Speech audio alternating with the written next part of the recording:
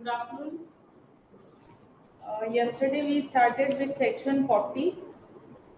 It's about the expenses which are expressly not allowed under Income Tax Act.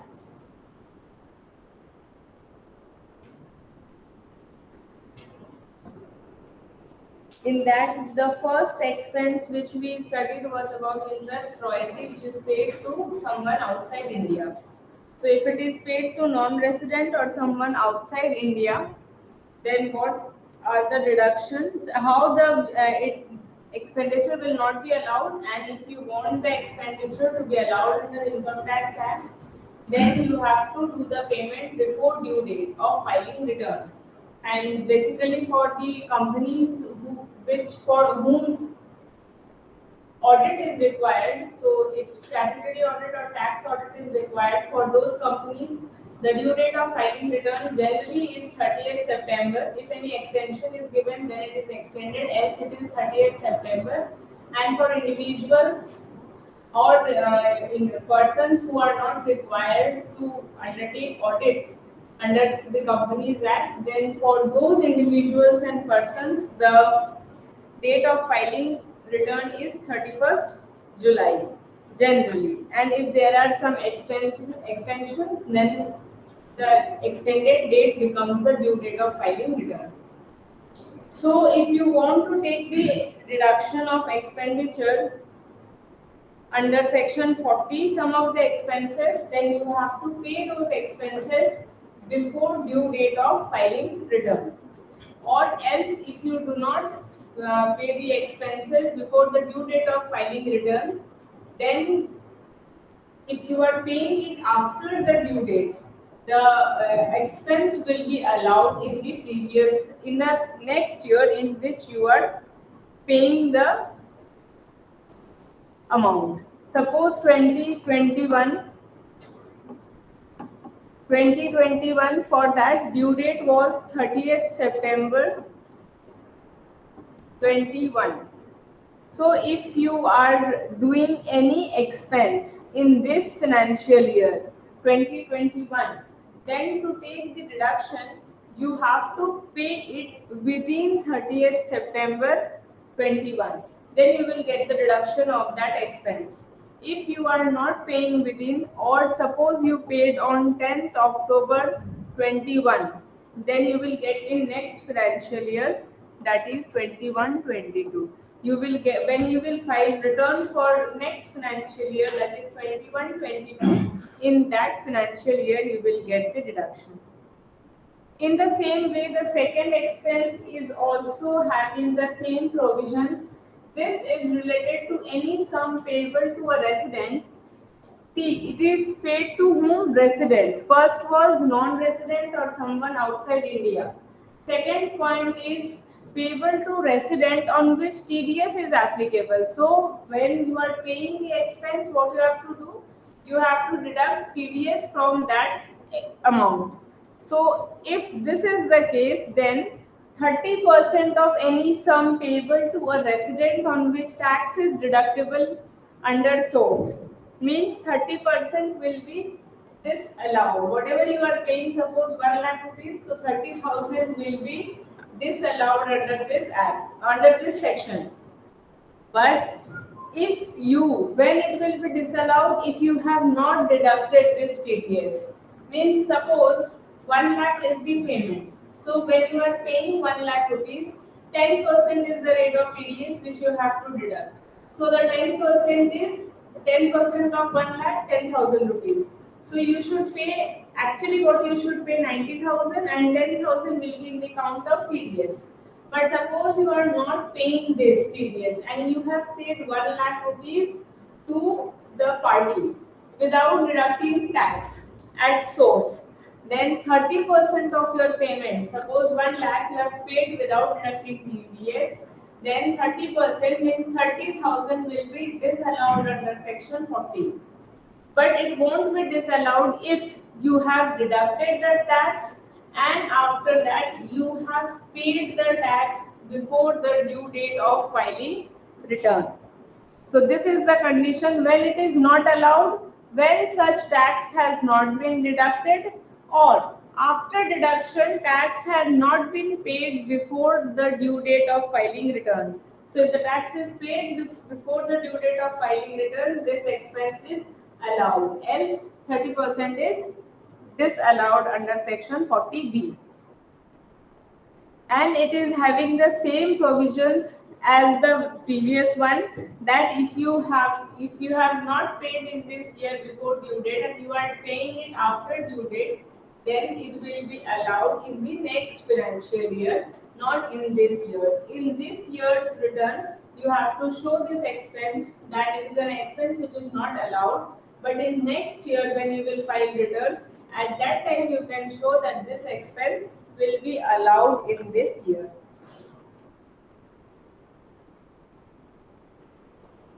Ma'am ये 30% समझा नहीं. 30% fix amount है, provision, whatever is expense, अगर आप उसमें से टीडीएस डिडक्ट करके नहीं पेमेंट करेंगे तो 30% आपका डिसअलाउ हो जाएगा। जैसे 1 लाख रुपया अगर आप पे कर दिए विदाउट टीडीएस, तो आपको वो 1 लाख रुपया अलाउ में उसमें आपका 30% डिसअलाउ हो जाएगा। ओनली 70,000 अलाउ होगा, 30% डिसअलाउ हो जाएगा। अगर आपको पूरा खर्चा अलाउ लेना है तो फिर आपको क्या करना पड़ेगा, टीडीएस पे करना पड़ेगा before due date of filing return. This is a fixed amount. इसमें कुछ समझ, जैसे स्लैब है ना, वैसा ये फिक्स्ड अमाउंट है कि 30% खर्चा का डिसअलाउ हो जाता है if you are not following this conditions.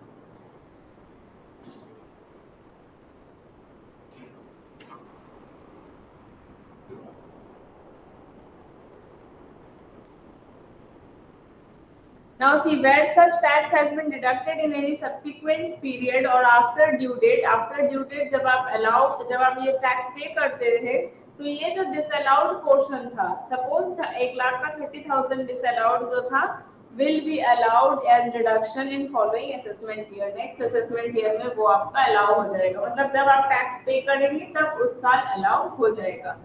Where such tax has been deducted in subsequent year, where such tax has been deducted in the relevant financial year but tax has been paid after due date, मतलब दोनों ही case में, या तो आप 10% TDS क्या किए, deduct कर दिए, 10% TDS deducted but not deposited, तो भी सेम प्रोविजन है, बट नॉट डिपॉजिटेड में भी सेम प्रोविजन है।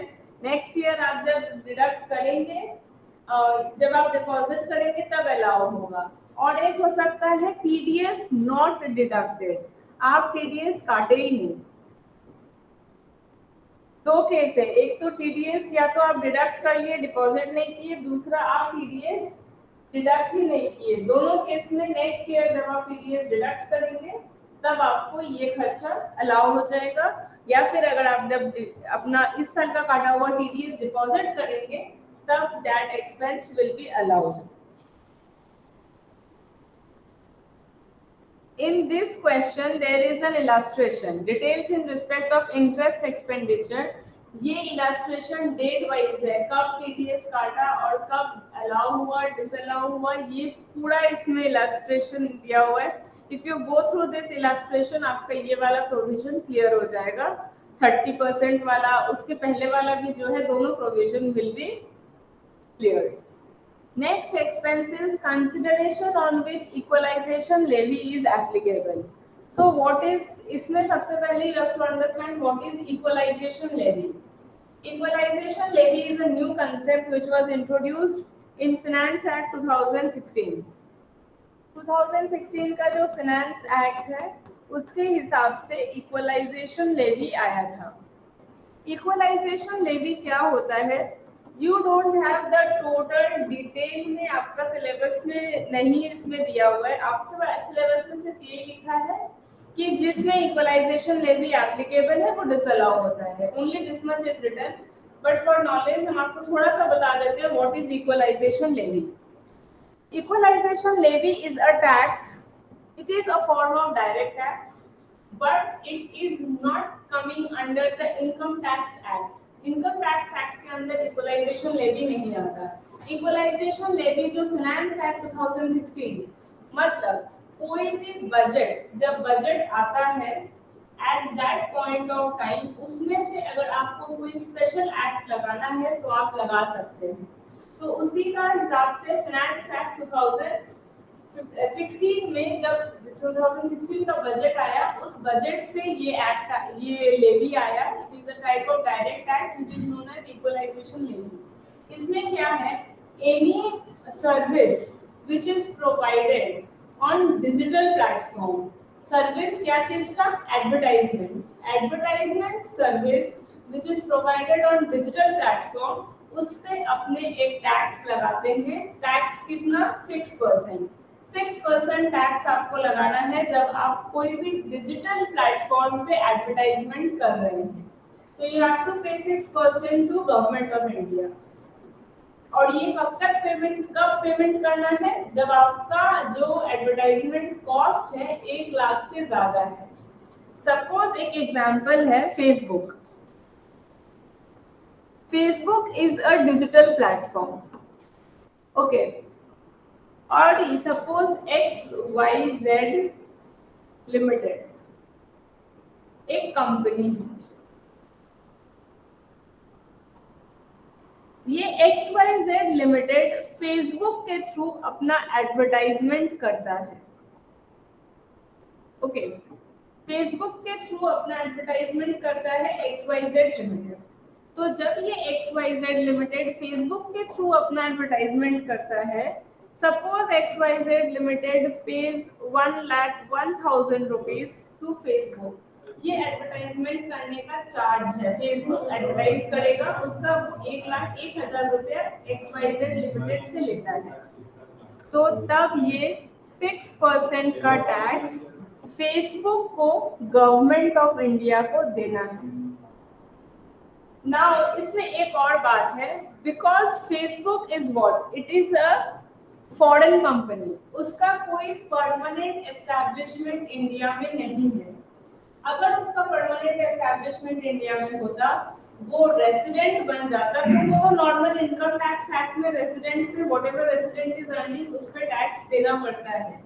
But as because Facebook India में कोई परमानेंट एस्टैब्लिशमेंट नहीं है, या ऐसा कोई भी डिजिटल प्लेटफॉर्म जिसका इंडिया में कोई परमानेंट एस्टैब्लिशमेंट नहीं है, वो लोग अगर they are earning crores of money from India, India में सर्विस प्रोवाइड कर रहा है, इंडिया से वो पैसा कमा रहा है, बट कोई टैक्स पे नहीं कर रहा है इंडिया में, तो इन दैट केस उन लोगों से टैक्स पे करवाने के लिए ये एक कंसेप्ट आया, equalisation levy.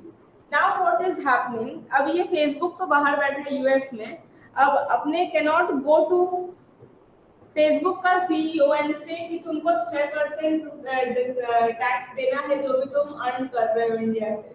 We can not go and say US में, we can not go and say to Mark Zuckerberg कि तुमको 6% टैक्स देना है भाई, तुम इतना पैसा कमा रहे हो इंडिया में। ये पॉसिबल नहीं है, इसका ट्रैक नहीं रखा जा सकता, वहां जाकर कोई इसको नहीं बोल सकता टैक्स पे करने के लिए। सो व्हाट हैपेंड, गवर्नमेंट अब टैक्स कैसे लेगा, ये 6% तो गवर्नमेंट को लेना है, तो ये गवर्नमेंट टैक्स XYZ लिमिटेड से लेगा। कैसे लेगा, गवर्नमेंट XYZ लिमिटेड को बोलेगा 1,01,000 रुपीज जब तुम पेमेंट करते हो फेसबुक को, इसका 6% पहले तुम गवर्नमेंट ऑफ इंडिया को पे करो, उसके बाद जो बैलेंस पेमेंट है वो फेसबुक को दो। तो ऑटोमेटिकली वो टैक्स जो अपने को फेसबुक से लेना था वो गवर्नमेंट ऑफ इंडिया के पास आ गया थ्रू XYZ लिमिटेड, क्योंकि XYZ limited 6% government of India को दिया और बैलेंस पैसा फेसबुक को दे दिया। So this is the concept of equalisation levy. लेकिन सपोज ये 1,01,000 रुपया नहीं रहता, ये 94,000 रुपीज रहता, तब ये equalisation levy is not applicable. It is applicable only where the amount which is to be paid is more than 1 lakh rupees. बस यही कंसेप्ट है इक्वलाइजेशन लेवी का, and it is charged on resident in India. India में जो resident है उनको service दे रहा है, या ऐसा कोई फॉरेन कंपनी है, सपोज कोई फॉरेन कंपनी है XYZ लिमिटेड, लेकिन उसका परमानेंट एस्टैब्लिशमेंट इंडिया में है, उसको अगर फेसबुक सर्विस दे रहा है तो भी इक्वलाइजेशन लेवी होगा। तो दो केस में, जब वो रेसिडेंट है इंडिया का या वो बाहर का कंपनी है बट उसका परमानेंट एस्टैब्लिशमेंट इंडिया में है, ये दोनों टाइप में इक्वलाइजेशन लेवी इज एप्लीकेबल। इसमें digital, what is equalisation levy? Digital platform पे एडवर्टाइज करने के लिए 6% टैक्स देना पड़ता है गवर्नमेंट ऑफ इंडिया को when your payment is more than 1 lakh rupees. This is the concept of equalisation levy.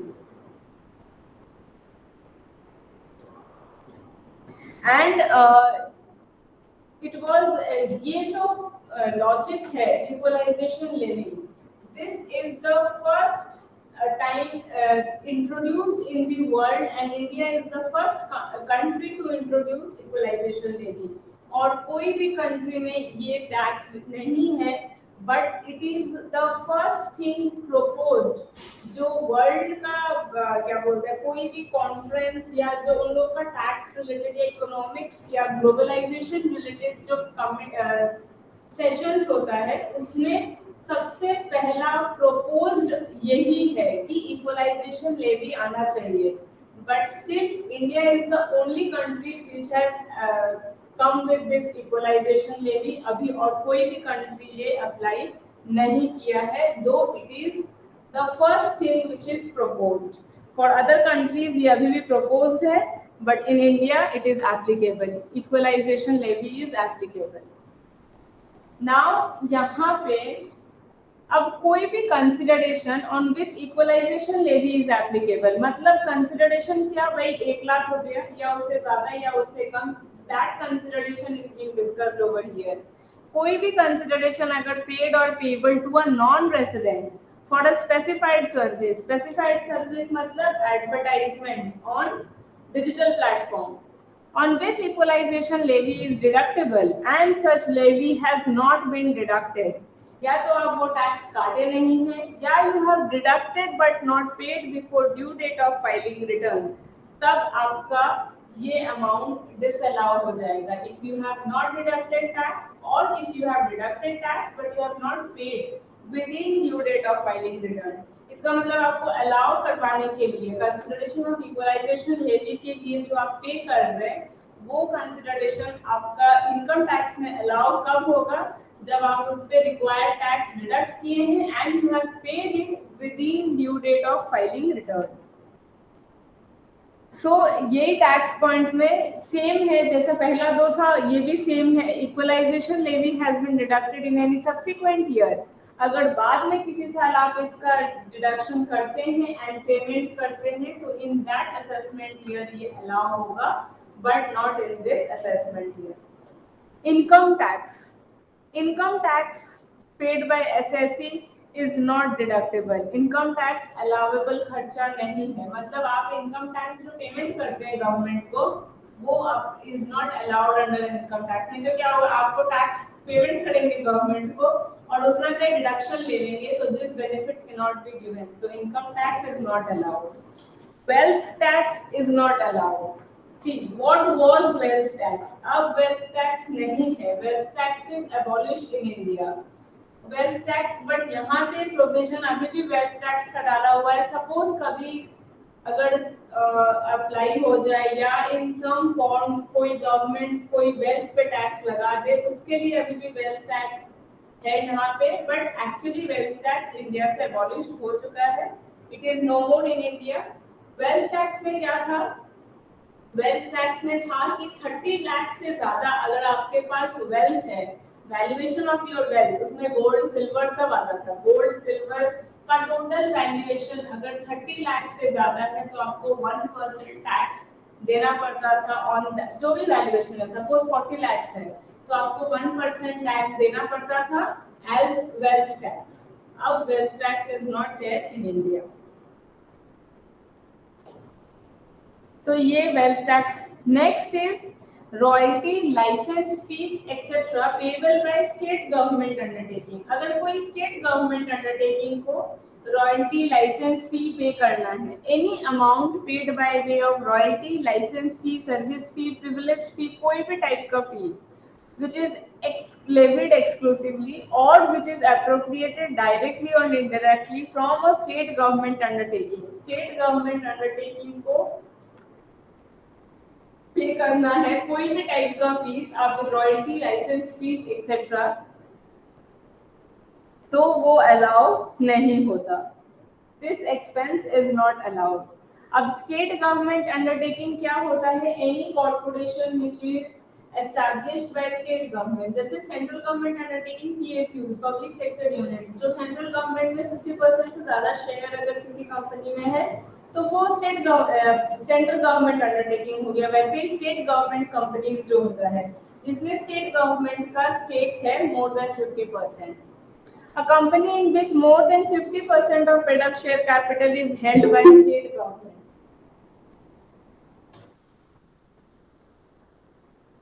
A company in which more than 50% of paid-up equity share capital is held by entity referred to as above clauses.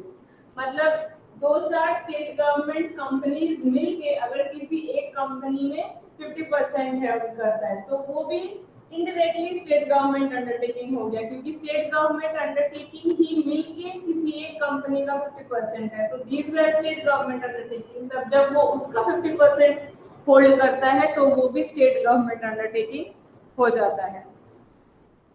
A corporation or company in which state government has the right to appoint majority of directors, मतलब एक तरीके से control of management, majority directors appoint करने का right सब कुछ state government के पास है, then those company becomes state government undertaking.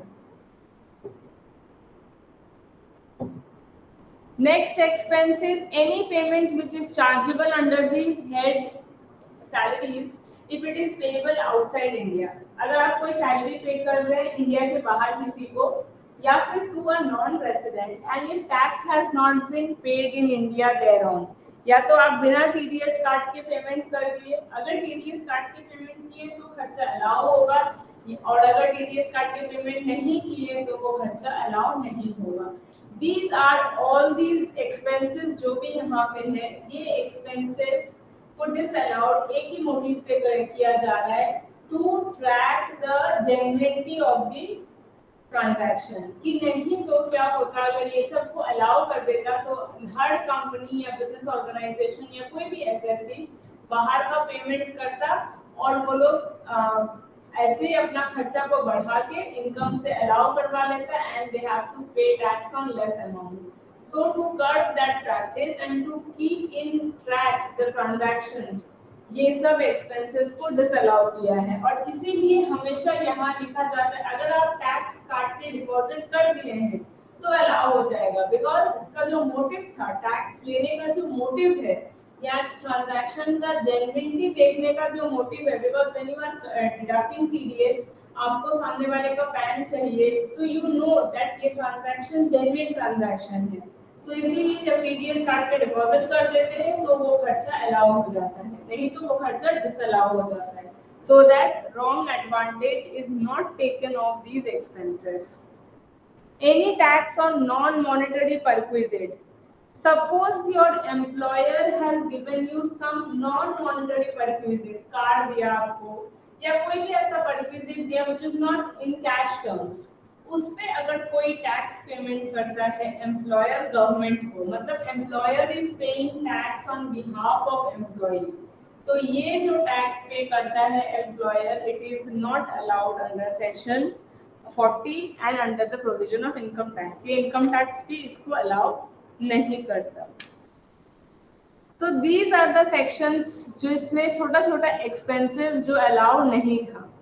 Now 40A subsection 2, one of the most important section 40A subsection 2, इसमें आता है रिलेटेड पार्टी ट्रांजैक्शंस, मतलब अगर आप अपना रिलेटिव को अनड्यू एडवांटेज पहुंचाना चाहते हैं, मतलब कोई एक particular expense which you could have done at 10,000 rupees, अगर आप उसका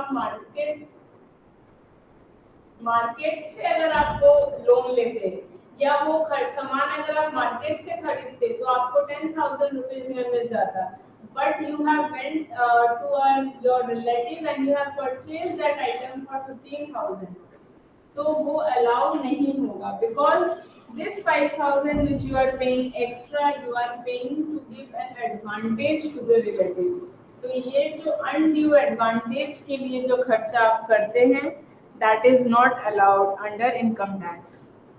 Any payment made by SSC to a related person shall be disallowed to the extent it is excess.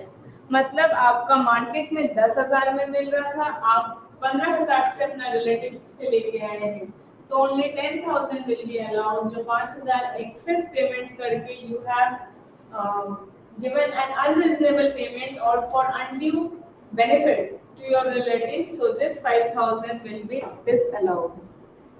Related person के कौन होता है? रिलेटेड पर्सन में सब आता है. Deals with related person.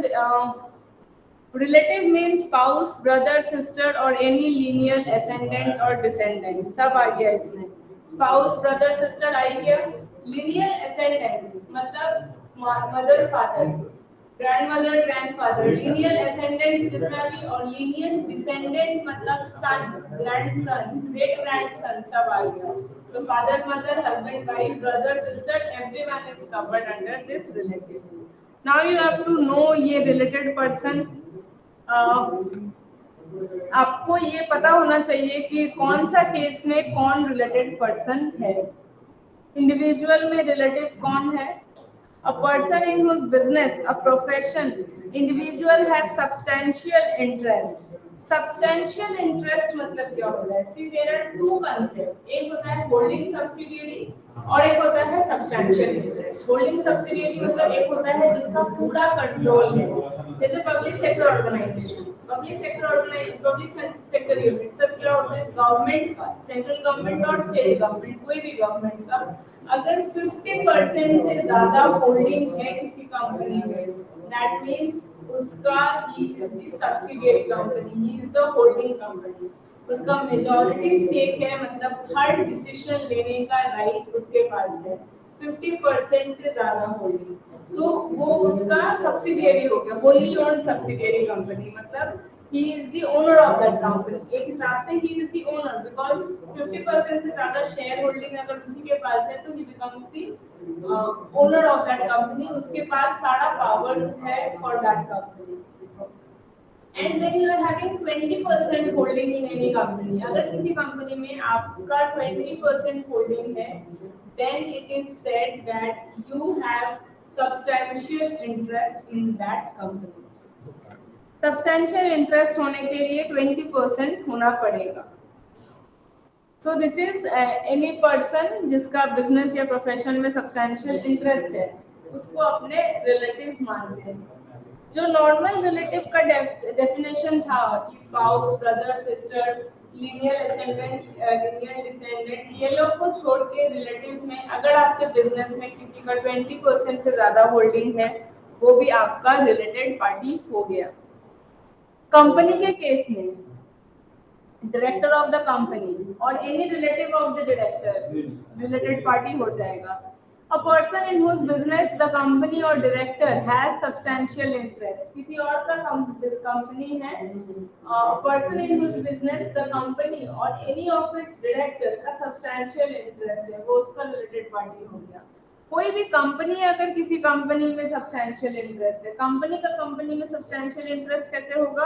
20% equity shares. अगर 20% ऑफ द शेयर्स हम होल्ड करते हैं, suppose XYZ limited, ABC limited, suppose ABC limited, और एक है XYZ लिमिटेड. अगर ये इसके कंपनी में 20% इक्विटी शेयर्स होल्ड करता है, दैट मींस XYZ लिमिटेड का ABC लिमिटेड में सब्सटैंशियल इंटरेस्ट है, तो ये दोनों का रिलेशन रिलेटेड पार्टी हो जाएगा. तो ये लोग अगर एक दूसरा को कोई अनड्यू फेवर पहुंचाना चाहेगा तो those transactions will be disallowed up to कितना, जितना एक्सेस है उतना डिसअलाउ हो जाएगा. फर्म में कौन related partner of the firm या पार्टनर का कोई रिलेटेड पार्टी होगा. AOP उसका मेंबर या मेंबर का कोई रिलेटिव, वो उसका रिलेटेड पार्टी होगा. HUF मेंबर ऑफ फैमिली या फैमिली, उसका कोई related party becomes the related party of HUF. और सब्सटैंशियल इंटरेस्ट कॉमन है जो सब में है.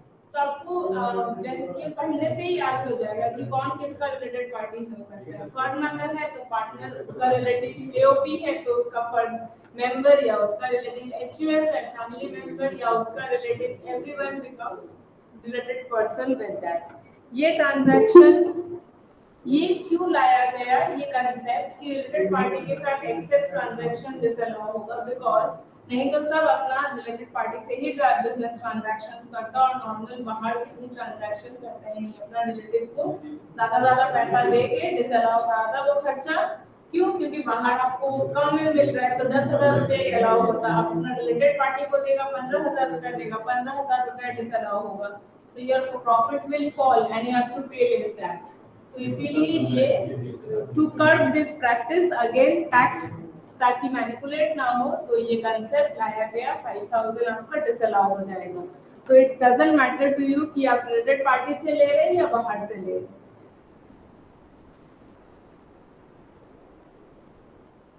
Excessive or unreasonable, whether any expense is an excess or unreasonable is to be decided after considering the fair market value. Obviously how you will know कि इस transaction में access payment कितना है, तो आपको ये देखना पड़ेगा। सेम ट्रांजैक्शन अगर आप नॉर्मल मार्केट में करें जहां आपका कोई रिलेटेड पर्सन नहीं है, वहां करने से व्हाट यू हैव टू पे, तो उससे ज्यादा जितना आप पे किए that is your excess transaction.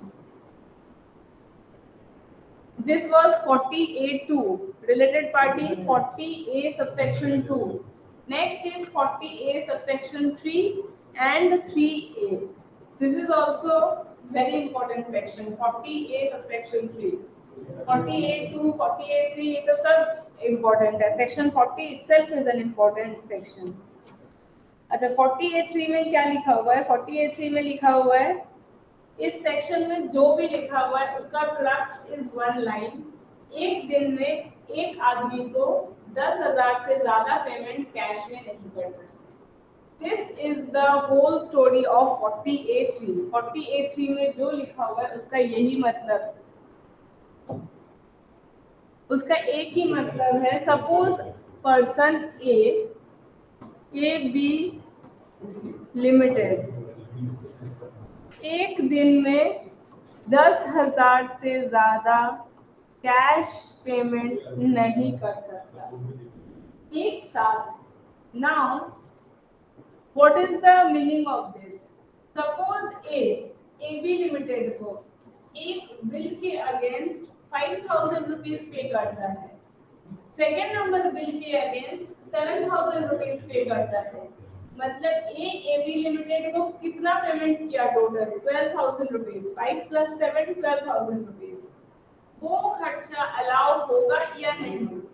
वो खर्चा अलाउ हो जाएगा, बिकॉज एक ही आदमी को एक ही दिन में एक ही टाइम पे आप 10,000 से ज्यादा का पेमेंट नहीं किए हैं। टोटल ऑफ द पेमेंट में भी 10,000 से ज्यादा।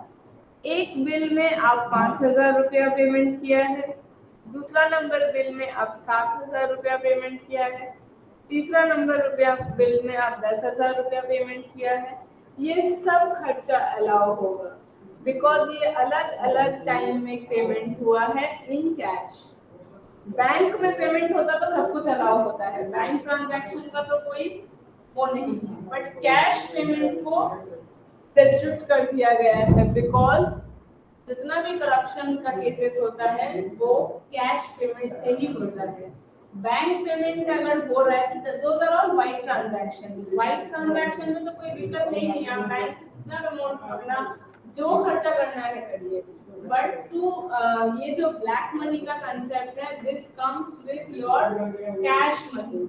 ये कैश का पेमेंट करके आप ब्लैक का ट्रांजैक्शन करते हो, बिकॉज अगर बैंक में करते हैं तब तो कोई बात ही नहीं, all are white transactions, you have to pay tax. अपने आप उसका इनकम पे या एक्सपेंस पे अलाउ होगा, डिसअलाउ होगा, टैक्स के परव्यू में आ जाता है।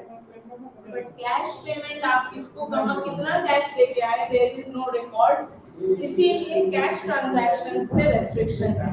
10,000 से ज्यादा कैश ट्रांजैक्शन आप नहीं कर सकते in one day to same person at a shot। तो 5,000, 7,000, 10,000 ऐसे कैश ट्रांजैक्शन आप कर सकते हैं।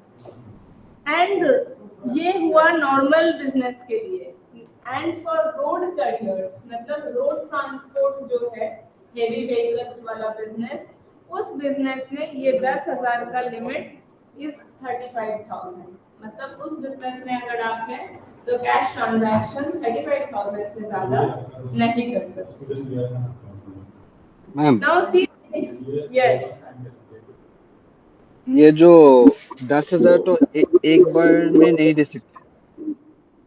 नहीं 10,000 से ज्यादा नहीं दे सकते। जैसे एक और बिल के, आपने बोला कि 5,000 7,000 जैसे एक दिन में दे सकते हैं क्या, ऐसे कर? हाँ एक दिन में दे सकते हैं बट अगेंस्ट डिफरेंट बिल्स। आपके पास दो अलग अलग बिल ओके। था ना, एक बिल के अगेंस्ट 5,000 दिया मतलब वो 10,000 से ज्यादा नहीं है। दूसरा बिल में 7,000 दिया, 10,000 से ज्यादा नहीं है। आप 10,000 से कम का कैश पेमेंट कर सकते हैं बट 10,000 से ज्यादा का नहीं कर सकते। समझ में ऐसे आया? 10 बिल भी दे सकते हैं, मतलब 10,000 से नीचे अलग अलग करके। हाँ, ओके। सी देयर इज, ये जो सेक्शन है ये सेक्शन पढ़ेंगे उसके पहले ये सेक्शन का ये एग्जाम्पल देखिए। This example will make this section clear very easily. SSC makes payment to Mr. X against a bill of rupees 50,000 on same day, but at different time. But each time the amount of payment does not exceed 10,000. तो ये bill कितना का था? 50,000 rupees का था। And मेरा example में bill कभी भी 10,000 से ज्यादा का नहीं था, तो ये पेमेंट आप कर सकते हैं। बट यहाँ पे क्या है, assessee makes payment to Mr X, bill कितना है? 50,000 रुपया। नाउ व्हाट ही डज, वो 10,000 रुपया करके पेमेंट कर रहा है against this same bill. This expense is disallowed. Your bill should be अलग अलग बिल। आप ये 50,000 का बिल को 5 बिल में तोड़ दीजिए 10,000 का, then you are paying in cash, वो अलाउ होगा। बट आपका एक ही बिल है और उसका अगर आप 10,000 का 5 बार पेमेंट कर रहे हैं कैश में, दैट इज डिसअलाउड। बिकॉज फिर आपका प्रूफ कहाँ है कि आप 10,000 रुपया 5 बार पेमेंट किए हैं? इट माइट हैपन कि आप 50,000 रुपये एक बार में पेमेंट किए हैं। तो your bill should be broken up. 50,000 रुपया का एक बिल नहीं होना चाहिए। 10,000 का 5 बिल से आप उसका 10,000 रुपया पेमेंट कर दीजिए, दैट इज अलाउड। सो ये फर्स्ट एग्जाम्पल जहां ये अलाउ नहीं हो रहा है। Suppose if then assessee makes payment of two different bills, none of them exceeds 10,000, दो अलग बिल है at the same time to same person in cash, तब section 40A3 is not attracted। मतलब ये वाला एग्जाम्पल 5,000 7,000 10,000 ये आप पेमेंट कर सकते हैं, तब आपका बिल भी अलग था। So this is the difference between this two. एक में क्या है, कंसोलिडेटेड बिल का payment you can not do. Next is if an assessee makes payment of a single bill exceeding 10,000 रुपया। नाउ सपोज 1,00,000 रुपया का बिल है, आप 10 दिन में 10,000 रुपया पेमेंट कीजिए, अलाउड। So एक सिंगल बिल का on different days same person in cash अगर आप पेमेंट करेंगे तो ये अलाउ होगा, प्रोवाइडेड कोई भी पेमेंट आपका 10,000 से ज्यादा नहीं होना चाहिए। तो मतलब 10 दिन में आप 1,00,000 पेमेंट कर सकते हैं, रोज 10,000 रुपया करके। This is allowed. Where payment is made over 10,000 at a time, partly by account pay check and partly by cash. Suppose 10,000 का पेमेंट किया आप और उसमें 7,000 रुपया you are doing in bank और 3,000 सपोज यू आर नहीं 10,000 रहने से you will be confuse. Suppose 12,000 का पेमेंट है, 12,000 का पेमेंट आप partly by cash partly by cheque कर रहे हैं। तो आप सपोज चेक में किए 8,000 रुपीज और 4,000 रुपया आप कैश में किए, तो आप एक्चुअल पेमेंट कितना किए? 12,000 रुपीज बट कैश में आप सिर्फ 4,000 दिए, दैट इज अलाउड। मतलब आप ब्रेक करके करिए, कैसे भी करिए, एक दिन में एक आदमी को 10,000 से ज्यादा रुपया कैश नहीं दे सकते, हाउएवर यू थिंक। और एक कंसेप्ट था कि बिल भी आपका कंसोलिडेटेड नहीं होना चाहिए। इसका मतलब अगर 50,000 आप बोलेंगे कि हम तो 10,000 रुपये 5 बार देके आया था उसको, हु विल बिलीव यू? क्या प्रूफ है आपके पास कि 10,000 रुपये आप 5 बार देके आया था? हो सकता है कैश का payment 50,000। So one bill is also not the thing. You break it in 5 bills, 10,000 5 बार देके आइए एक दिन में, that is allowed.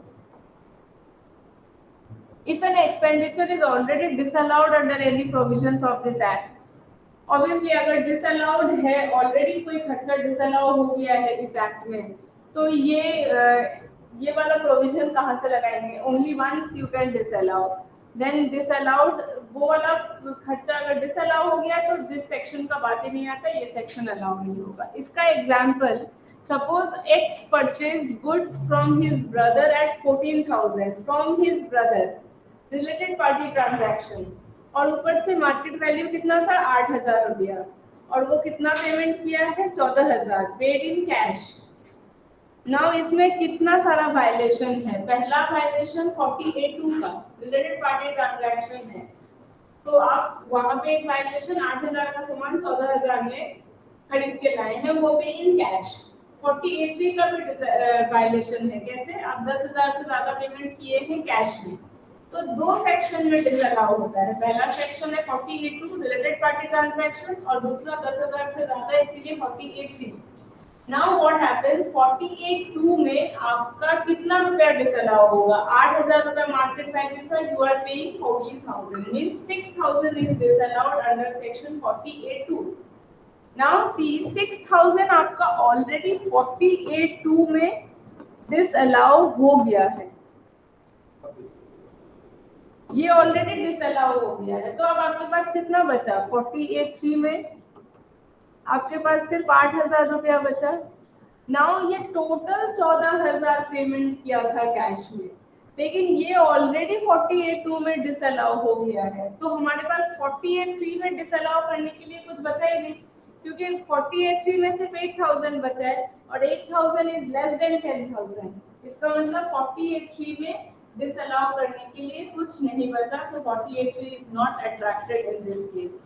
तो डिसअलाउंस अगर ऑलरेडी किसी एक सेक्शन में हो चुका है, तो नेक्स्ट सेक्शन में दो वो खर्चा डिसअलाउ होता, लेकिन अब डिसअलाउ करने के लिए कुछ बचा नहीं है, because it is 8,000 and it is below 10,000, so this is allowed. सिर्फ ये जो मॉनेटरी लिमिट है रोड कैरियर का, जैसा I said, road carrier transport जो होता है, हेवी व्हीकल्स, लॉरी वाला, लॉरी जिसके पास होता है, वो बिजनेस में जो लोग होते हैं उनका लिमिट इज 35,000। सेम, बाकी सब सेम होगा। 35,000 का पेमेंट अगर ब्रेक करके 35,000 से ज्यादा नहीं कर सकता। मतलब अगर कोई बिल है, कंसोलिडेटेड पेमेंट अगर करना है, तो उस बिल को 35,000 में तोड़ना पड़ेगा। जैसे 50,000 का बिल को 10,000 में तोड़े थे, वैसे ही अगर 50,000 का बिल रहता तो आपको रोड ट्रांसपोर्ट के लिए सपोज एक बिल को 30,000 कर दीजिए, दूसरा बिल को 20,000 कर दीजिए, तब आप अलाउ ले सकते हैं, because none of the transaction is above 35,000। जैसे सब इन दिस 23,000 का पेमेंट कर रहा है अगेंस्ट बिल नंबर 540, 32,000 का पेमेंट कर रहा है अगेंस्ट बिल नंबर 770, और 37,000 का पेमेंट कर रहा है 992 में, तो ये सारा खर्चा ये अलाउ है, बिकॉज ये इस बिल नंबर के अगेंस्ट है, 35 के ऊपर नहीं है। 32 भी अलाउ है, 37 डिसअलाउ हो गया। This is a very simple example कि 35।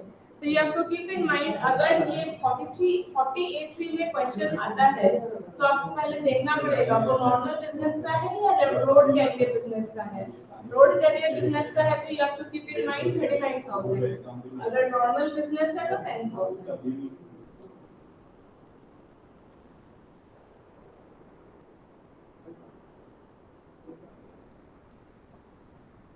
Where an allowance has been made in assessment year in respect of any liability incurred by assessee for any expenditure, and subsequently during any previous year the assessee makes any payment in respect thereof, leave this theory. ये example देखिए, mister x purchase goods on credit. Credit में वो purchase करता है 7 जुलाई को 60,000 रुपया, और वो क्लेम कितना कर रहा है डिडक्शन के लिए, एंड क्लेम मतलब 60,000 रुपये वो क्लेम कर रहा है। ऑन 7 जुलाई ही पेड टू क्रेडिटर 60,000 रुपीज। 2022 में जाके 2 साल बाद 7 जुलाई को वो 60,000 इन कैश पेमेंट कर दिया। Since amount has been paid in cash in respect of 10,000, therefore the allowance originally made, पहले जो allowance मिला था, that will be considered an income. In this year आप आके अलाउ लिए थे पिछला उस साल में 60,000 रुपीज एज एक्सपेंस। क्यों? क्योंकि उस टाइम पे वो क्रेडिट का खर्चा था, यू टुक द अलाउंस। 2 साल बाद आप उसको पेमेंट करते हैं 60,000 रुपया इन कैश, तो उस टाइम वो जो 60,000 अलाउ हुआ था वो टोटली आपका इनकम में ऐड हो जाएगा as if this is the income, क्योंकि यू हैव वायलेटेड 48 आपको 60,000 का पेमेंट 10,000 में 6 बार करना चाहिए था, या 6 दिन में आप 10,000 करके करते, या एट लेस देन 10,000 करके कैसे भी करते, बट एक शॉट में 60,000 रुपया इन कैश पेमेंट नहीं कर सकते। So this was 48.3। इस एग्जाम्पल से आपका ये दिस कंसेप्ट यहाँ पे जो लिखा हुआ है इसको पढ़ने से ज्यादा इजी होगा वो एग्जाम्पल पढ़ना। और यहाँ पे क्या लिखा है, दिस इज द थ्योरी कि कंसिक्वेंस ऑफ पेमेंट एक्सीडिंग 10,000 रुपया अगर आप अकाउंट पे या डिमांड ड्राफ्ट मतलब अगर इलेक्ट्रॉनिक मोड के अलावा कोई अदर मोड मतलब कैश मोड पे करते हैं, इलेक्ट्रॉनिक मोड के अलावा एक ही मोड है कैश मोड, अगर उसमें करते हैं cheque bank draft everything is your bank transaction all are white transaction, सिर्फ कैश में यू कैन नॉट डू। तो ये क्या होगा, in a day otherwise then एक दिन में 10,000 से ज्यादा payment you can not do, नहीं तो क्या होगा 100% of such payment will be disallowed. और in case of payment made plying hiring leasing of goods carriages, मतलब जो लॉरी एंड ऑल का बिजनेस होता है ना, they carry goods and all, वो जो बिजनेस होता है उन लोगों के लिए 35,000 है। तो मतलब दो चीज आपको याद रखना है, इन बिजनेस के लिए 35,000, अदर बिजनेस के लिए 10,000।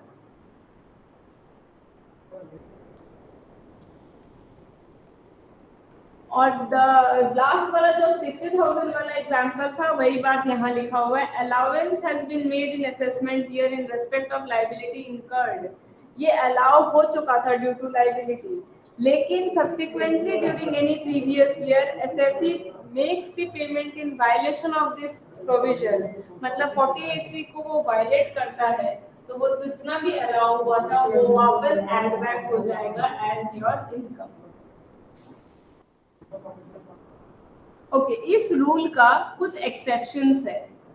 Now these are the exceptions of 48.3। ये सब ट्रांजैक्शन में मतलब आपका 10,000 से ज्यादा कैश पेमेंट अलाउ होता है। अब क्या एक्सेप्शंस है, पेमेंट आप कर रहे हैं Reserve Bank of India, State Bank of India, very obvious, bank को पेमेंट कर रहे हैं तो वो ट्रांजैक्शन ऑटोमेटिकली बैंक का बुक्स में रिफ्लेक्ट होगा and that becomes a white transaction, तो वो अलाउ हो ही जाएगा। This section is only to curb black transaction, ताकि आपका वो ट्रांजैक्शन रोका जाए जो कैश में पेमेंट हो जाएगा एंड किसी को पता भी नहीं चलेगा। सो दोस ट्रांजैक्शंस को ट्रैक करने के लिए ये आया। आप अगर एसबीआई में जाके वो लोग को 10,000 रुपया देंगे, obviously it will be recorded in banks, तो वो तो अपने आप वाइड ट्रांजैक्शन हो गया, that doesn't attract 48.3। Cooperative bank, primary agricultural society, life insurance corporation, ये लोग को आप 10,000 से ज्यादा कैश देंगे तो अलाउ होगा। Where payment is made to government, government को पेमेंट कर रहे हैं लीगल टेंडर के हिसाब से, गवर्नमेंट को if you are paying something that will be reflected और वो वाइड ट्रांजैक्शन होगा, that is not under this head.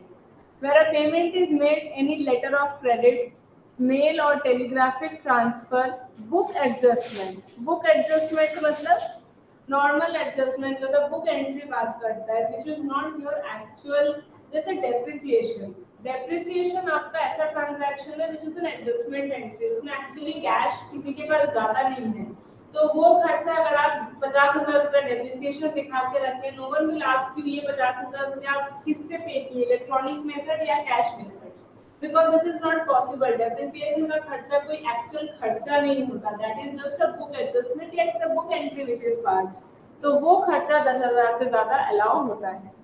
अगर electronic clearing system, credit card, debit card, bill of exchange, ये सब पेमेंट इज अलाउड। जितना भी wide transaction है in the world वो सब अलाउड है। Where the payment is made by way of adjustment against any amount, कोई भी लाइबिलिटी का बिल ऑफ एक्सचेंज में, सपोज आप बिल जो आपका जिससे आपको बिल्स का पैसा मिलना था, बिल्स रिसीवेबल जिसमें आप बिल ड्रॉ किए थे जिसके against, if you have done the chapter of bill of exchange ये समझ आएगा। बिल्स पे रिसीवेबल का आप suppose you are endorsing it, वो अपना डेटर को आप एंडोर्स कर, अपना क्रेडिटर को एंडोर्स कर देते हैं कि ये आप मेरा जो डेटर है वो डायरेक्टली मेरे को पेमेंट नहीं करेगा, मेरा क्रेडिटर को पेमेंट करेगा। सो this is an book adjustment कि मेरा एंट्री नहीं मार के हम ये एंट्री मारते हैं कि वो इसको पेमेंट कर देगा। What happens, this is just a नलिफिकेशन entry, मेरा डेटर भी कम जाएगा, बिकॉज डेटर कैसे कमेगा, बिकॉज मेरा क्रेडिटर कम किया है। तो टू ट्रांजैक्शंस आर अफेक्टेड, आप अपना डेटर भी कमा देंगे और आप अपना क्रेडिटर भी कमा देंगे, because they are paying to each other and I am not there, so I don't have to pay to my creditor and I don't have to take from my debtor। ये सब जो entries होता है which are set off between the person, जहाँ actual पैसा का transaction नहीं है, वो सब केस में आप अलाउ कर सकते हैं, 10,000 से ज्यादा अलाउ होता है।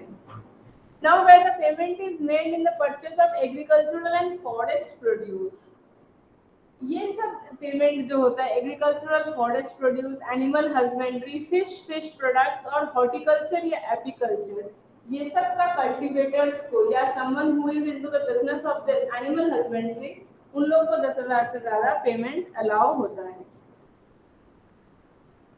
Now जिसका reason, there are some reasons कि maybe these people are in area जहां बैंकिंग का फैसिलिटी नहीं है या ब्रांच नहीं है बैंक का, क्योंकि आप एक दो ट्रांजैक्शन के बाद यही पढ़ने वाले हैं कि जहां बैंकिंग का फैसिलिटी नहीं है वहां अगर आप 10,000 से ज्यादा दे तो अलाउ हो जाएगा। तो वो सब एरियाज में अगर फिशरी एंड ऑल होता है to make ease of business के लिए आया है, ठीक है, वहां आप 10,000 से ज्यादा अगर देते हैं उन लोगों को who are into the business of these things, forest produce, animal husbandry, तो ये allow होगा। Now where the payment is made for purchase of products manufactured or processed without the aid of power in cottage industry, cottage industry में weaving या कुछ जो cottage industry में अगर आप पेमेंट कर रहे हैं वो पेमेंट आपका 10,000 से ज्यादा allow होता है। Where payment is made in a village or town which on the date of such payment is not served by any bank, मतलब जिस दिन हम पे कर रहे हैं उस विलेज और टाउन में कोई बैंक नहीं है, तो अगर हम बैंक ट्रांजैक्शन कर रहे हैं, the villagers are not having bank account, तो वो ट्रांजैक्शन कहाँ करेगा, इसीलिए वो सब रिमोट एरियाज में ये अलाउ किया है कि 10,000 से ज्यादा कर सकता है। Now suppose when any payment is made to employee of SSC and that payment is related to what, gratuity, retrenchment, compensation या फिर कोई टर्मिनल बेनिफिट्स, टर्मिनल बेनिफिट्स मतलब जब उसका एम्प्लॉयमेंट खत्म हो रहा है, रिटायरमेंट बेनिफिट्स, उस हिसाब से जब पेमेंट कर रहा है तो दैट पेमेंट इज अलाउड और वहां पे लिमिट इज 50,000, मतलब 50,000 तक आप कैश में पे कर सकते हैं, उससे ज्यादा you can not do.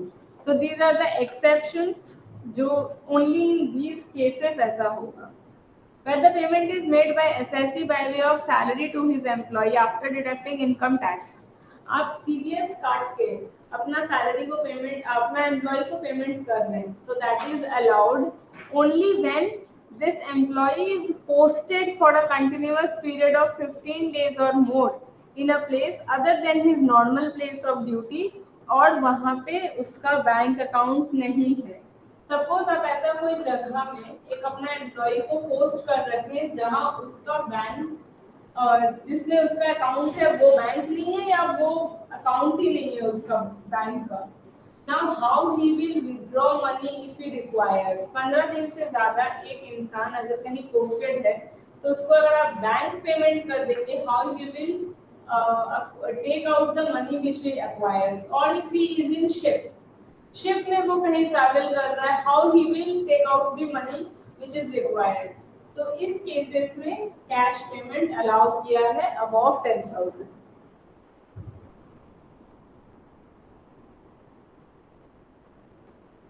Where the payment was required to be made, उस दिन पेमेंट करना था और bank was closed either on account of holiday or strike. Bank holiday था या strike था and it was very much necessary to do payment. तो उस दिन आपको 10,000 से ज्यादा अगर आप पेमेंट किए हैं due to this reason, तो it will be allowed. Else you have to prove कि आपका पेमेंट करना जरूरी था and bank was not available, तभी ये आपको allow होता है.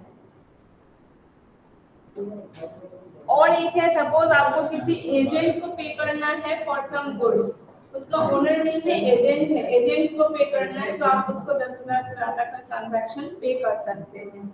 And Indian railways, if you have acquired any asset of Indian railway और you have used any asset of Indian railway, उसके अगेंस्ट अगर आपको पेमेंट करना है तो इंडियन रेलवेज को आप 10,000 से ज्यादा पेमेंट कर सकते हैं. So this was the list of exceptions जिसमें आप 10,000 से ज्यादा का पेमेंट कर सकते हैं. Else एक इंसान को एक दिन में 10,000 से ज्यादा का कैश पेमेंट इज डिसअलाउड. अगर आपको पे करना है तो आप तोड़ के पे कीजिए, लेस देन 10,000 पे कीजिए. And this example is very easy. वहाँ पे जितना भी बात लिखा हुआ था except exceptions, एक्सेप्शंस को छोड़ के बाकी जो भी है, अगर आप ये एग्जांपल अच्छे से लर्न कर ले और समझ ले, आप लोग को प्रोविजन क्लियर हो जाएगा. That's why I did this example first, ताकि एग्जांपल समझ लेने से थ्योरी में क्या लिखा है आपको समझ खुद से ही आ जाएगा उसमें क्या लिखा है.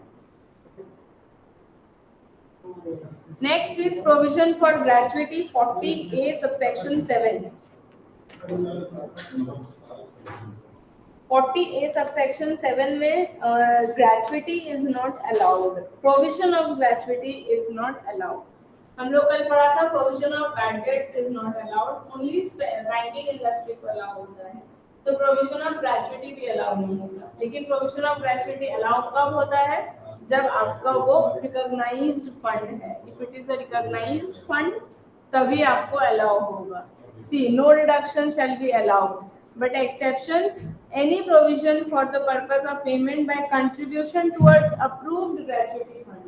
अगर approved gratuity fund में आप पैसा दिए हैं या फिर that becomes payable during the previous year. Why you have made this provision? क्योंकि वो इस साल payable है, तो पहले आप provision का entry मारते हैं, फिर payable paid का entry मारते हैं, तो वो प्रोविजन अलाउ हो जाएगा क्योंकि ये सन पेबल है. वो प्रोविजन या तो वो प्रोविजन का एंट्री अलाउ होगा, या फिर अगर आपका अप्रूव्ड ग्रेच्युइटी फंड है तो ही अलाउ होगा. अनरिकॉग्नाइज्ड ग्रेच्युइटी फंड अलाउ नहीं होता. मतलब any fund you have created of your own कि नहीं ये ग्रेच्युइटी फंड है, इसका कंट्रीब्यूशन अलाउ नहीं होगा. जो गवर्नमेंट से अप्रूव्ड है उसी में अगर आप डिपॉजिट करते हैं तो ही सिर्फ अलाउ होगा.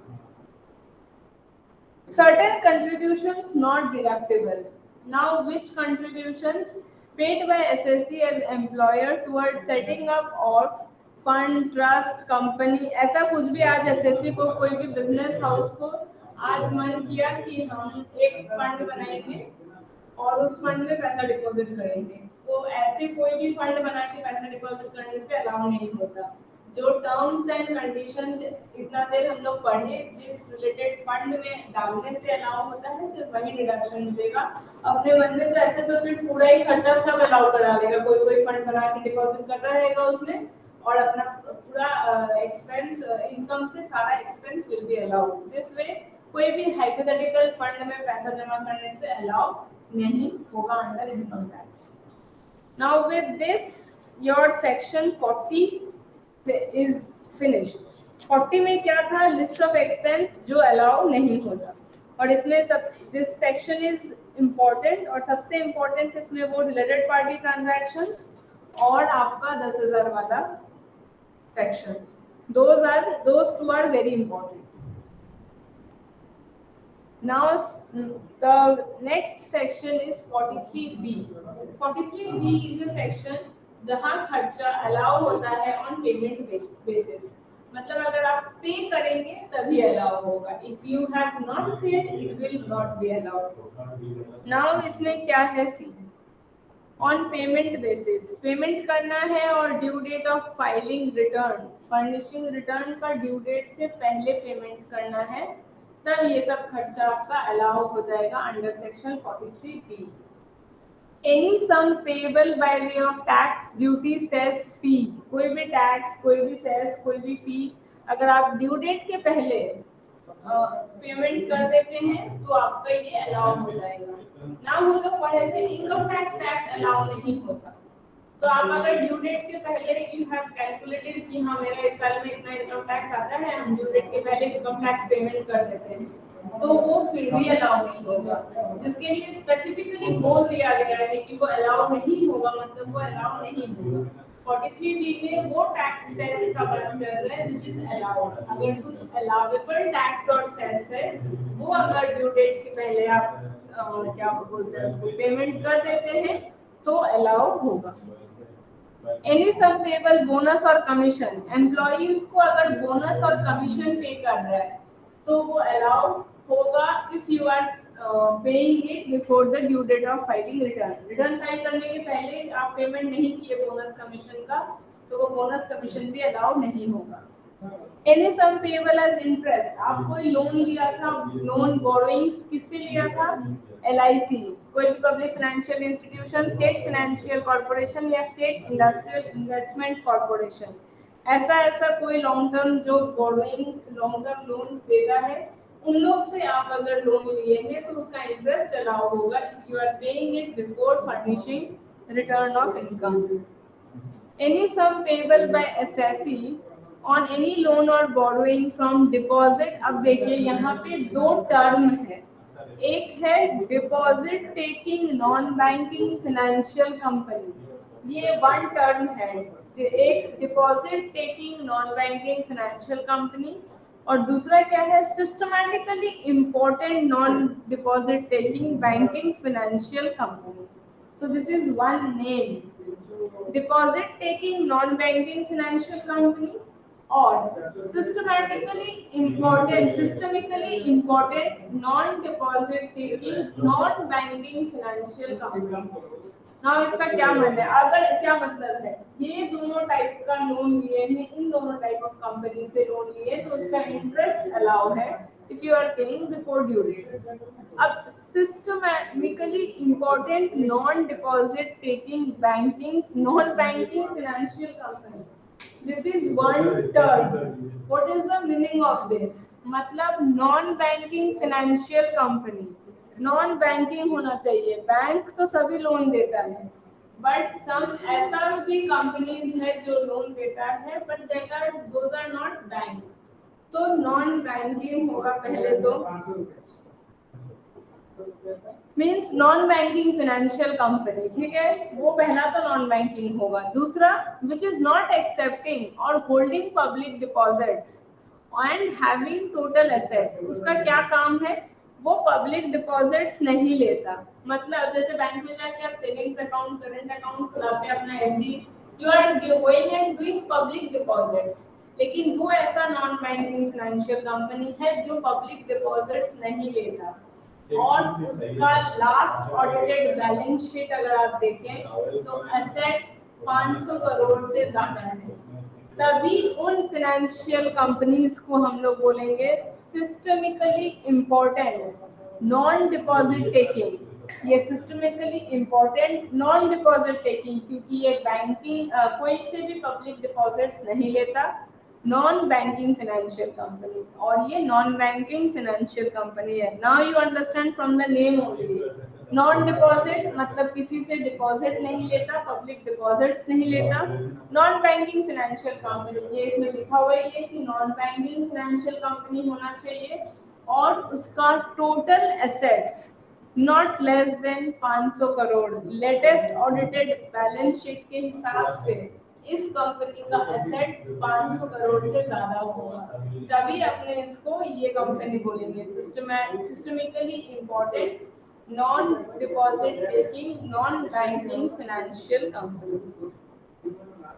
नाउ ऐसा टाइप का कंपनी से अगर आप लोन लिए हैं और उसको इंटरेस्ट पे करते हैं बिफोर ड्यू डेट, अगर आप पेमेंट कर दिए हैं तो आपको अलाउ हो जाएगा वो इंटरेस्ट। और deposit taking non banking financial company मतलब बहुत इजी है, नाम से ही समझ में आता है। अब नॉन बैंकिंग होना चाहिए और डिपॉजिट्स लेता है पब्लिक से बस, and is registered with RBI. ठीक है, next one is very easy, deposits लेता है और आरबीआई से रजिस्टर्ड है और नॉन बैंकिंग है। और पहला वाला भी अब बहुत इजी हो गया कि नॉन बैंकिंग है, डिपॉजिट्स नहीं लेता और उसका asset last audited balance sheet से 500 करोड़ से ज्यादा होना चाहिए।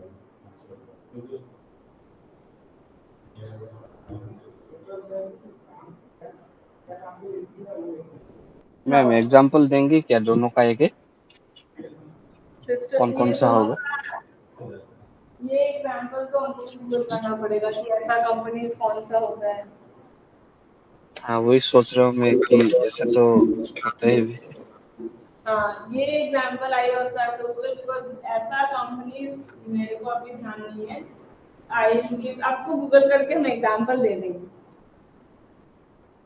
सो ऐसा टाइप का जो कंपनीज है उनसे अगर आप लोन लेते हैं उसका इंटरेस्ट इफ यू पे तो वो अलाउ हो जाएगा, but you have to pay before due date. Any sum payable as interest on any loan and advances from scheduled bank, normal scheduled bank, cooperative bank से अगर आप लोन लिए हैं तो उसका जो इंटरेस्ट है वो आप अगर ड्यू डेट रिटर्न फाइलिंग के पहले अगर जमा कर देते हैं उसका पूरा इंटरेस्ट उस साल का, तो आपको अलाउ हो जाएगा।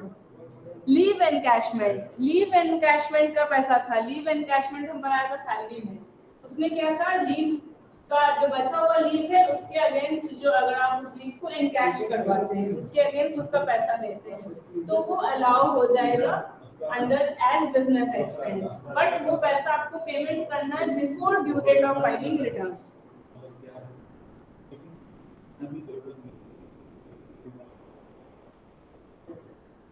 और एक ये any sum payable by assessee, railways का अगर रेलवेज का एसेट आप यूज कर रहे हैं तो आपको उसका जो अगर ड्यू डेट के पहले पैसा देते हैं तो वो अलाउ हो जाएगा।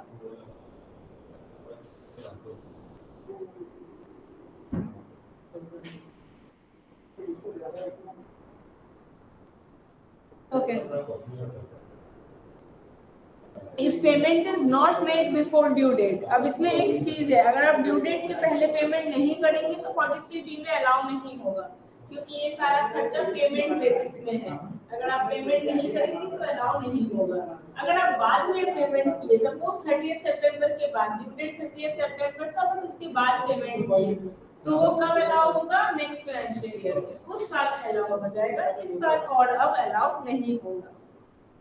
नाउ वन मोर थिंग, अगर ये जो 43B है it is applicable only to companies जो mercantile basis of accounting follow करता है, मतलब accrual basis of accounting.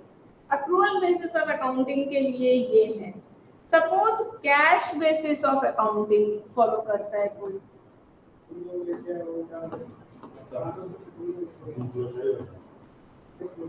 Cash basis of accounting अगर कोई फॉलो करता है तो उसको क्या अलाउ होगा और क्या अलाउ नहीं होगा ये कैसे समझेंगे। सपोज 2021 का खर्चा है, okay, and you are maintaining cash basis, मतलब आपका नॉर्मल, आप सोचो आपका कब खत्म होगा ईयर, 31 मार्च 21। ना इतना दिन हम लोग अक्रूवल बेसिस में क्या पढ़ रहे थे, सितंबर 30 तक अलाउ हो जाएगा, मतलब इसका ड्यू डेट कब था, सितंबर 30। इसीलिए ये अलाउ भी कब होता, आप मार्च के बाद अप्रैल मई जून जुलाई अगस्त सितंबर 30 के पहले कभी भी आप पेमेंट कीजिए, आपका वो खर्चा अलाउ हो जाएगा। और वो खर्चा है कौन से साल का, 2021 का, तो it is payment paid after 2021, ये अलाउ होता है।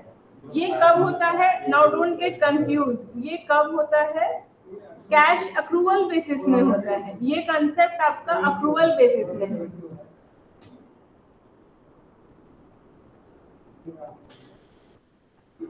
ये कंसेप्ट आपका अप्रूवल बेसिस के लिए है।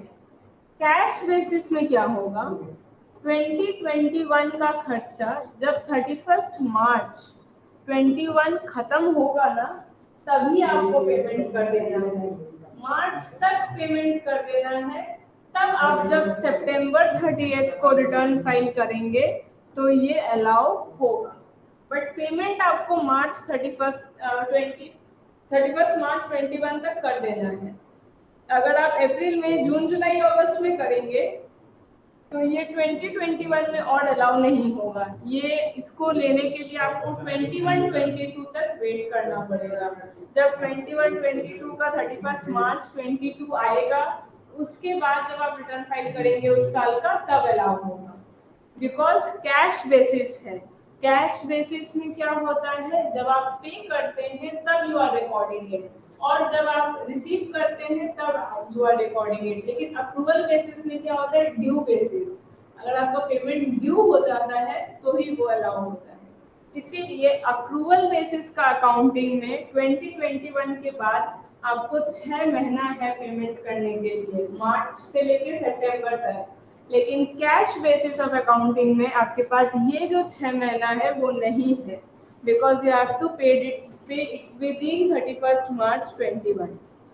मतलब 43 भी अलाउ दोनों में ही करता है, कैश बेसिस में भी करता है, अप्रूवल बेसिस में भी करता है। लेकिन अप्रूवल बेसिस में आपके पास 6 महीना मिलता है, मार्च से सितंबर तक, कभी भी आप पेमेंट कीजिए आपको अलाउ होगा।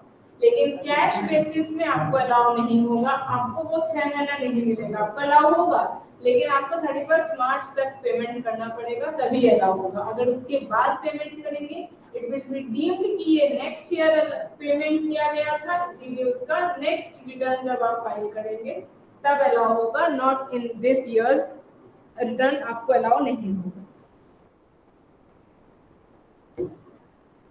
So this is what written in this two line। यहाँ पे ये जो मर्केंटाइल बेसिस और कैश बेसिस का यही यहाँ पे लिखा हुआ है। नाउ एक और पॉइंट दिस, यहाँ पे क्या है, suppose any sum received by employer from his employees. ये हम आपको कल भी बताया था कि कोई भी एम्प्लॉय जब पीएफ में, अपना पीएफ में डिपॉजिट करने के लिए या अपना ग्रेच्युटी में डिपॉजिट करने के लिए एम्प्लॉयर को अमाउंट देता है। एम्प्लॉयर को अमाउंट वो ऐसे हाथ में पैसा ले जाके नहीं देता है, वो कैसे देता है, सपोज 30,000 रुपीज आपका सैलरी है एंड यू आर, ये आपका ग्रॉस सैलरी है, ठीक है, और आपको पीएफ पे करना है 1000 रुपया। This is all hypothetical example, don't apply any rate और समथिंग। सपोज 1000 रुपया आपका पीएफ पेमेंट करना है, तो ऐसा नहीं होता कि 30,000 रुपया आपको पेमेंट किया एम्प्लॉयर, फिर आप 1,000 रुपया ले जाके उसको दिए कि ये मेरा पीएफ में डिपॉजिट कर देना, ऐसा नहीं होता। जब आपका बैंक में क्रेडिट होगा, वो क्रेडिट ही ऐसे होगा, 29,000 आपका क्रेडिट होगा और 1,000 एम्प्लॉयर के पास रह जाएगा फॉर पेइंग पीएफ, ठीक है। तो ये 1,000 रुपया एम्प्लॉयर के पास रह गया। अब एम्प्लॉयर का क्या काम है, नेक्स्ट महीना का 15 तारीख तक वो पीएफ का पैसा डिपॉजिट करवा दे। पीएफ में प्रोविडेंट फंड जो मेंटेन होता है उसमें वो पैसा डिपॉजिट करवा दे। अब आपका एम्प्लॉयर डिपॉजिट नहीं करवाया, 15 तारीख चला गया, एम्प्लॉयर डिपॉजिट नहीं कराया, इसमें आपको अलाउ नहीं होगा। इसमें ऐसा नहीं होता कि जब डिपॉजिट कराया तो अलाउ होगा, नो, वो फिर will be treated as business income. उतना इनकम एम्प्लॉयर के बिजनेस इनकम में ऐड हो जाएगा उसमें, because you can not be careless with someone else's money. आप भूल गए, उसके वजह से उसको 1,000 रुपया का बेनिफिट नहीं मिला। एम्प्लॉई को 1,000 रुपया का बेनिफिट क्यों नहीं मिला, because you forgot to deposit. तो इसीलिए अब आपको उसको डिडक्शन कभी नहीं मिलेगा, आप भले ही उसको बाद में डिपॉजिट कराइए, बिकॉज पीएफ का पैसा तो आपको डिपॉजिट कराना ही पड़ेगा पीएफ में। बट आपको डिडक्शन भी नहीं मिलेगा। This is one sort of what, एक सॉर्ट ऑफ पनिशमेंट भी हो गया ना कि आप अगर नहीं डिपॉजिट कराते हैं इन टाइम तब आपको बाद में जितना ही डिपॉजिट करा दीजिए you have to pay tax on that money, you will not get any deduction. So this is the last thing कि पेमेंट बेसिस पे का एक्सेप्शंस है ये कि पेमेंट बेसिस में पीएफ ग्रेचुइटी ये सब का पैसा डिडक्शन नहीं मिलता, ये विद इन ड्यू डेट ही आपको पेमेंट करना है। अगर आप नहीं किए तो employer will not get any deduction for this money.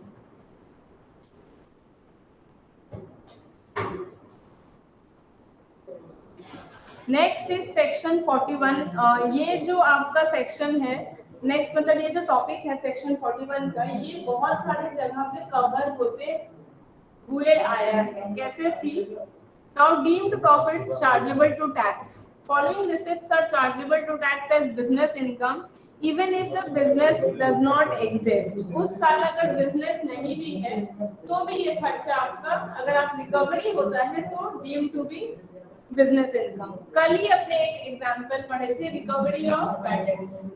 Bad debts का अगर बाद में जाके आपको पैसा मिलता है तो भले आपका बिजनेस एग्जिस्ट करता है या नहीं करता है, आपको वो खर्चा वो receipt will be treated as income. तो मतलब क्या आपका बिजनेस कंटिन्यू है कि नहीं है उस पर फर्क नहीं पड़ता। अगर आपको पैसा मिला है बैड डेट का, रिकवर हुआ है तो आपको टैक्स देना पड़ेगा। रिकवरी ऑफ बैड डेट्स यहाँ पे discussed earlier, this we discussed yesterday only. Asset, scientific asset, research का कोई एसेट आप बेच दिए और उससे जो अमाउंट आया, अब आपका बिजनेस कंटिन्यू होता है या नहीं होता है, वो स्टिल टैक्सेबल होगा। बैलेंसिंग चार्ज, बैलेंसिंग चार्ज में भी था कि आप अगर सेल करते हैं तो टोटल एक्यूमुलेटेड डेप्रिसिएशन से जितना भी एक्स्ट्रा है वो आपका उसमें अलाउ होता है, will be treated as income. वो इनकम के तरह शॉर्ट टर्म कैपिटल गेन्स में ट्रीट होगा।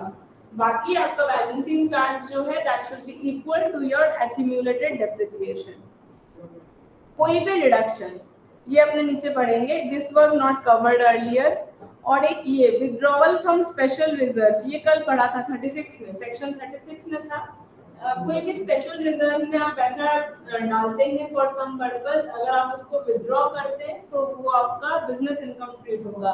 भले ही वो पैसा आप पहले क्या बोलता है, भले ही आपका बिजनेस डिसकंटिन्यू है या कंटिन्यू है।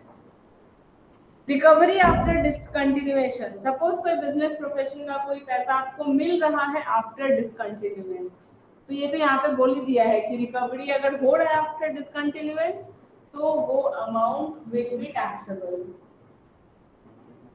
आप ये बेनिफिट नहीं ले सकते कि अब तो मेरा बिजनेस ही नहीं है तो हम टैक्स क्यों दें। Though you are not having your business, आपको टैक्स देना पड़ेगा in these cases.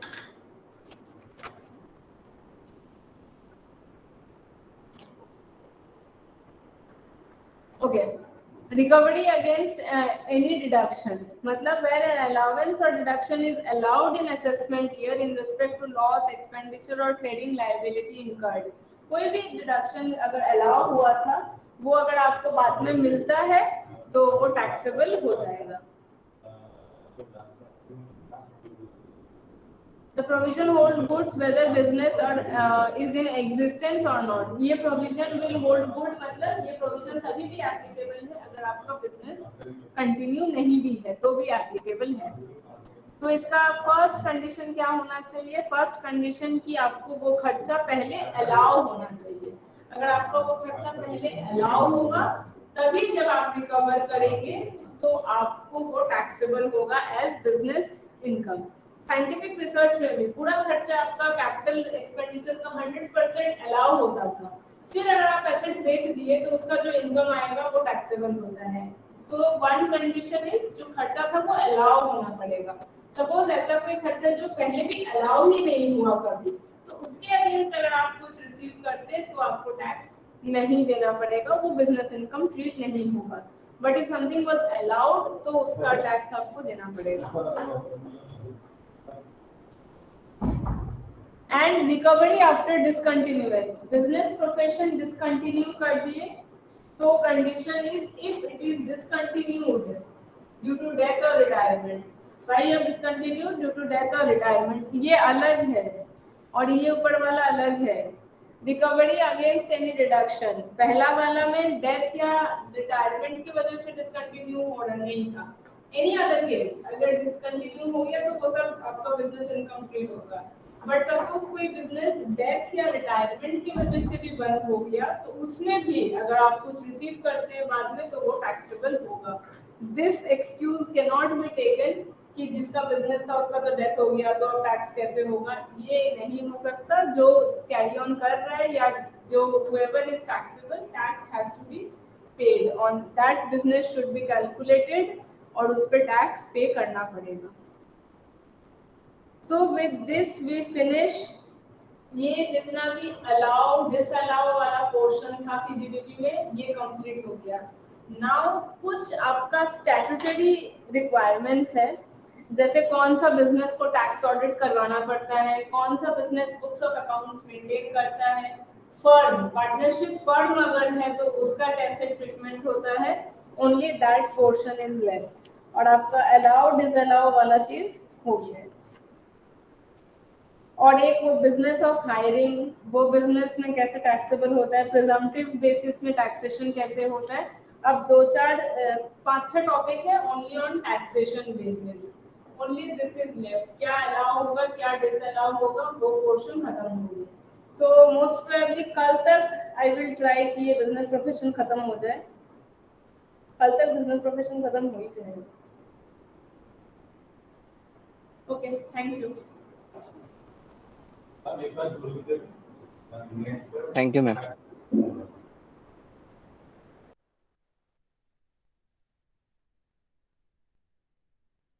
Okay, one more thing.